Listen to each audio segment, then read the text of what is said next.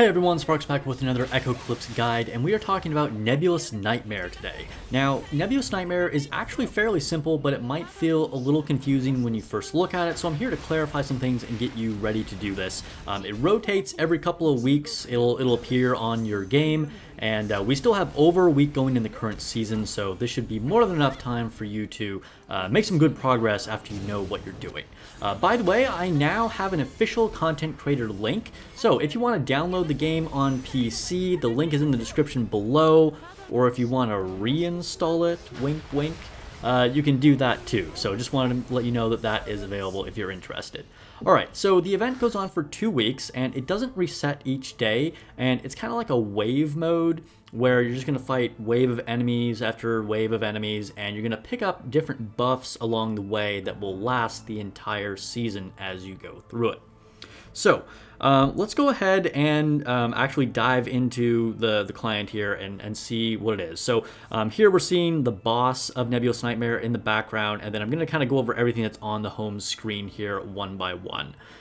So the first thing that we can take a look at up here, well, we have the ranking. I guess technically that's the first thing. But the next thing from that is the helping hand. And this is where it displays what units you are using as assist units for your friends. They can put them on their squads. And, you know, if you have a really powerful unit, you want to put it on there to assist them. The next thing below that is the Nebulous Candle. And this is just going to give you different buffs, and you can see it's going to reset every Monday. So, you know, keep in mind that can change, but those are the buffs showing up there that we currently have. And then just below that, we have the talent. And this might be what people find the most confusing or the most overwhelming, but basically this is just a skill tree where you select buffs. This first one here is the Enhanced Combat, and basically that's just going to increase your stats. Now this is what I would personally prioritize over everything else.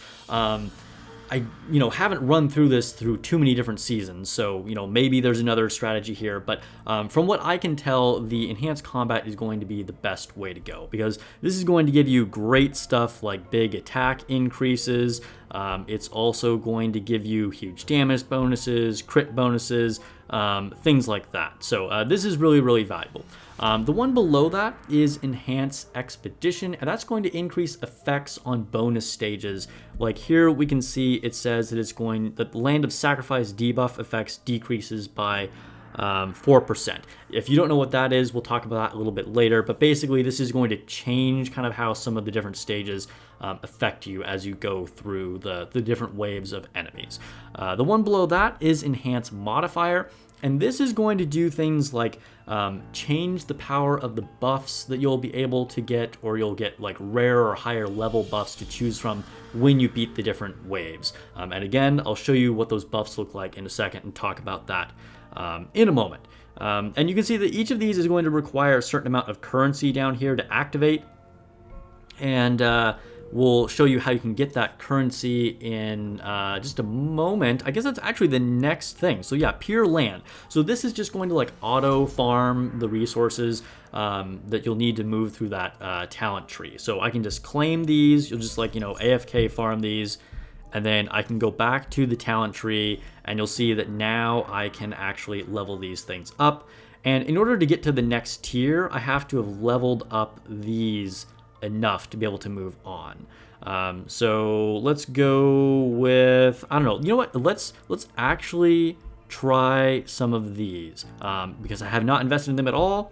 I'm just going to go ahead and, for the sake of the video, go ahead and upgrade each of these once. There we go. Now it looks like I did something on these skill trees there, so you can see how that works. Okay, the next thing we'll take a look at is the actual combat stages.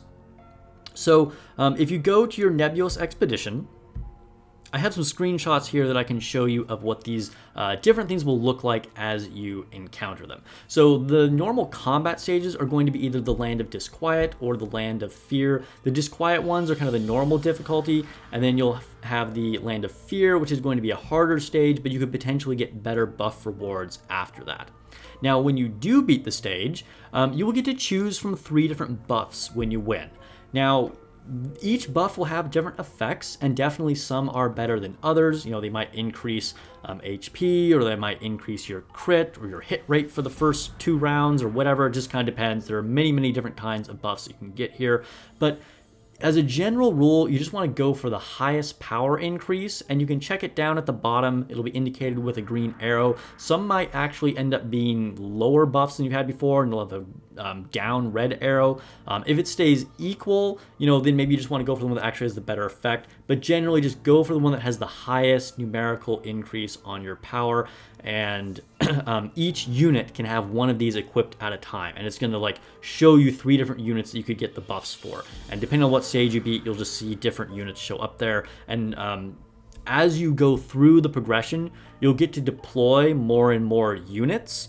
And so when you get to a new threshold where maybe you deploy like 6 new units, then none of those new 6 ones are going to have buffs, right? So then you'll want to equip a buff on those as soon as you can, because you'll get a huge power increase by going to like a level 6 buff or whatever from 0, right? So just keep that in mind as well. All right, the next thing is the Land of Healing. So if you choose this, it's going to do exactly what it sounds like. It's just going to heal your units. That can definitely be handy if you're starting to get worn down, because damage does stick to you. Then you have the Land of Sacrifice. This is kind of an interesting one. Basically, it will give you like a rare or high level buff for a temporary handicap. The thing is, like, you only get it one time, and you're gonna have the handicap for multiple stages, and I would generally avoid this. I think the only time you want to do this is if you're already super OP. Maybe it's towards the beginning of the season, and you're confident you can beat all of them, and so you can just pick up a better buff earlier on. But generally, I don't really think this is worth it. Then you have the Land of Rebirth.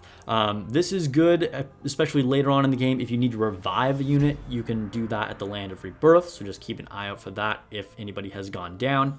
And then you have the Land of Blessing, and this is another pretty interesting one because it allows you to choose something good. Like you can do healing, like you could in the Land of Healing, or you can even pick up a high level buff or something like that. But you'll get different choices of what you can do at the Land of Blessing. So if you ever see that pop up, you probably want to go for that, and then you'll get many different good options.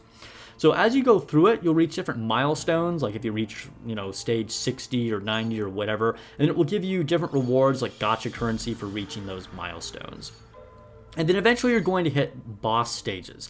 Now, the thing about the boss, besides just being like a badass looking like Lovecraftian horror beast that has a lot of HP, is that he's going to have different kinds of buffs. So you can see in this video clip that I'm showing you, the earlier ones are going to have a shield that will last for 2 rounds. Shout out to some viewers that pointed this out.